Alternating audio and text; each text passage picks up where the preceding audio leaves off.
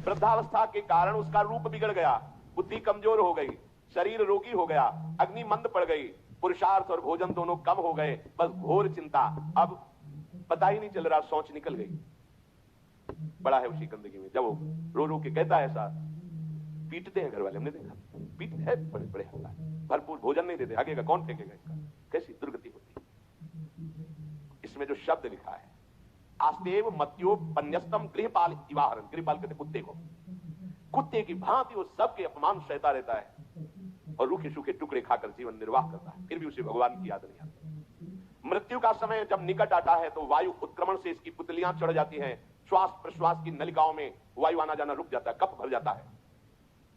अब इसे श्वास लेने में भयानक कष्ट होता है, कंठ में घुरघुराहट, पर उसका मोह उन्हीं अपने बच्चे, परिवार, घर, सब ये सब छूट जाएगा। बड़ी दुर्गति है। अंतिम समय क्या सोच रहा है, ये पत्नी छूट जाएगी, बेटे छूट जाए, बेटों ने क्या उनके साथ व्यवहार किया, ये मोह है, ये मेरा कमाया हुआ मकान कैसे छोड़ सकता हूं। तो छिपकली बन के आना इसी मकान में देंगे ना, पक्का आपका अंतिम फाइनल आपका चिंतन होता है, आपका चिंतन वही बनेगा जो जीवन भर आपने किया उसके परिणाम में। बंधु बांधव आकर घेर लेते और मनाने लगते हैं कि अब जल्दी मर जाए, भगवान उठा लें इसे। मृत्यु पाश के वशीभूत महान कष्ट को भोगता हुआ अपने परिवार का चिंतन करता है। वो मूड ये भी नहीं सोच पा रहा कि अगर अंतिम समय कृष्ण बोल दूं, राधा बोल दूं तो काम बन जाए। कुटुंब का भरण पोषण और मोह में लगा हुआ यमराज के दूत आते हैं, मार मार के उसके प्राणों को खींचते हैं। वो तो मार वही जानता है जिस पे पड़ती है, तो सोचता कौन है, विवेक है नहीं, इसलिए सोच काम नहीं करती। भयंकर रोष युक्त नेत्र वाले जिनके देखने से पेशाब छूट जाए, तभी तो आप देखो मरने वाले का शौच और शंका सब छूट जाती है, देखने मात्र से, इतने वो भयानक है। वो देखकर भय के कारण मलमूत्र त्याग कर देता है। सा दृष्ट्वा त्रस्त हृदय स्रकन मूत्रम विमुंचति, इतना भयावह स्वरूप होता है उनकी घुड़क, और उनकी मार की टट्टी पेशाब सब छोड़ देता है। यमदूत उसे भयंकर यातना देते हुए प्राण खींचते हैं। अब ये तो वही जानता है जिसके खींचते हैं। बाहर वाले सब घेरे बैठे हैं, कोई एक बार भी नाम नहीं बोला। अगर एक बार बोल देता राधा तो भाग जाते यमदूत और बच जाता। पर ये सौभाग्य तो जिसने जीवन में धर्म किया है, कहीं ना कहीं भगवत आश्रय लिया, उसको ये मिलता है। जैसे कोई घोर अपराधी को सिपाही बांध कर ले जाते हैं, उसी प्रकार रस्सी में बांधकर बलात् उसको यमलोक की लंबी यात्रा कराती है। रास्ते में पिटाई, घुड़कियां, उसे प्यास लगती, पानी नहीं दिया जाता, तपती हुई भूमि पर चलाया जाता है, कुत्ते नोचते हैं, व्याकुल होता है, भूख प्यास उसे बेचैन कर दी। पर यहाँ किसी की भूख नहीं मिटाई तो तुम्हें रास्ते में भोजन नहीं मिलेगा, यहाँ कभी किसी को पानी नहीं पिलाया तो एक बूंद पानी नहीं मिलेगा तुम्हें। ये कर्म भूमि है। दावानल जैसी दहकती हुई भूमि पर उसे चलाया जाता है। तप्त बालुका में मार्ग में जब एक पग भी आगे बढ़ने की सामर्थ्य नहीं होती, मूर्छा जाती है, मार मार के उसे चेतना में लाते हैं यमदूत, फिर घसीटते हैं। महान दुख में अंधेरे मार्ग से अत्यंत क्रूर यमदूत उसे यमपुरी को ले जाते हैं। कितना मार्ग? 99,000 योजन मृत्यु लोक से। ये ऐसे नहीं कि कोई गप लिखी हुई है, नहीं नहीं। जैसे तिहाड़ जेल है, अब जानते नहीं तो क्या जानोगे, कहां तिहाड़ जेल, जाओ देखो जाके। आजीवन कारावास, कैसे बड़े कठोर कठोर, जैसा अपराधी वैसा दंड विधान। तो यहाँ थोड़ी दया है, क्योंकि हृदय है, वहां हृदय नहीं है। वहां हृदयहीन शासक तुम्हारे पीछे लगाए जाएंगे, हृदय ही नहीं है। बस एक एक कर्म का हिसाब। जो हमने पढ़ा था पहली बार तो होश उड़ गए थे। जो यहाँ दूसरे का मांस खाते ना, कोलू में पेरे जाते, कोलू जैसे गन्ना नहीं पेरा जाता, लगा दिया कोलू में पेरे जाते। मरना है नहीं, सोचो कितना कष्ट। फिर इसके बाद समसी से मांस नोच कर उसे खवाया जाता, मांस नोच कर उसे खवाया जाता। होश में हो जाओ। 99,000 योजन का मृत्यु लोक से यमलोक का मार्ग है, लिखा हो 99,000 योजना नाम सहस्राणी नवतिम नवजात्वनः त्रिभिर मुहूर्तैर द्वाभ्याम वादीता प्राप्नोति यातनः।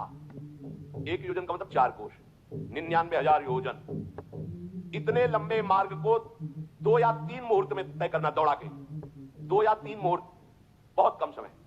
फिर वहां पहले से तय, इसको इस नर्क में डालो, इसको इस नर्क में। वहां इतना समय, थोड़ी भीड़ लगी है। जैसे अपने एक फोड़ा हुआ तो अपने इतने कष्ट समझते, अस्पताल जाओ देखो चीख लगी, किसी पैर टूटा, किसी कुछ, ऐसे वहां सब हिसाब हो रहा है। उसको धड़कती हुई लकड़ियों में जलाया जाता है, कहीं दूसरों के द्वारा काट काट कर उसको उसका ही मांस खिलाया जाता है। यमपुरी के कुत्तों के भयानक दांत होते हैं, जिंदा, अब मरना है नहीं, वहां भयानक गिद्धों के द्वारा आंतें खींची जाती है। यहाँ सांप बिच्छू डांस जिसको मारा है, वहां भयंकर रूप रखकर उसका खून पीते हैं। हिसाब है बहुत होश में। यहाँ तुम किसी के शरीर को काट दो तो मर जाएगा, वहां ऐसा नहीं होता, वहां बार बार काटा जाएगा, मरोगे नहीं, पीड़ा वैसे ही होगी। बड़े भयानक कष्टों को भोगता है, तामिस्तंध तामिस्त रौरव आदि नरकों को भोगता है। हे माता, भगवान कपिल देव जी कहते हैं, जो पुण्य आत्मा लोग होते हैं स्वर्ग आदि में जाकर पुण्य भोगते हैं, लेकिन दोनों को फिर गिरना होता है, क्योंकि वो भगवान का भजन नहीं किए, इसलिए पुण्य भोग कर मृत्यु लोग आते हैं, वो पाप भोग कर नरक से मृत्यु लोग आते हैं। माता जब उनके भोग संपन्न होते हैं नरक आदि के, अब वो जन्म लेते हैं फिर यहां। ध्यान से सुनना, जब जीव को मनुष्य शरीर में जन्म लेना होता है तो प्रकृति में वर्षा के साथ आता है, प्रकृति में वर्षा के साथ आया, और फसल में मूली गाजर गेहूं अन्न इनमें वो जीव प्रवेश करता है, और उसे माता पिता दोनों पाते हैं। तो सप्तम धातु वीर के रूप में परिणित होता है जीव। वो वीर कण के रूप में माता के उदर में जब प्रवेश करता है तो एक रात्रि में माँ का और पिता का दोनों का वो जो वीर मिलता है, उस रज और वीर के मिलने से एक कलल सा बनता है। 5 रात्रि व्यतीत होने के बाद एक बुदबुदा सा बनता है। 10 रात्रि व्यतीत होने के बाद एक बेर की सी आकृति होती है।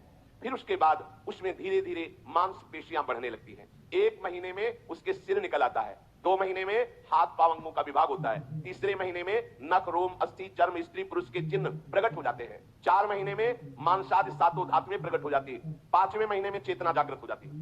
जैसे अपने चेतना, ऐसे 5वें महीने में गर्भस्थ शिशु की चेतना जागृत हो गई। जीव है पर चेतना 5 महीने बाद मां के गर्भ में जागृत। अब उसे भूख लगती है, प्यास लगती है, वहां की तापमयी जलन पीड़ा छोटे छोटे कीड़ों के द्वारा काटना, 6ठे मास में झिल्ली से लपटा हुआ मां की दाहिनी कोख में कीड़े की तरह तड़पता है।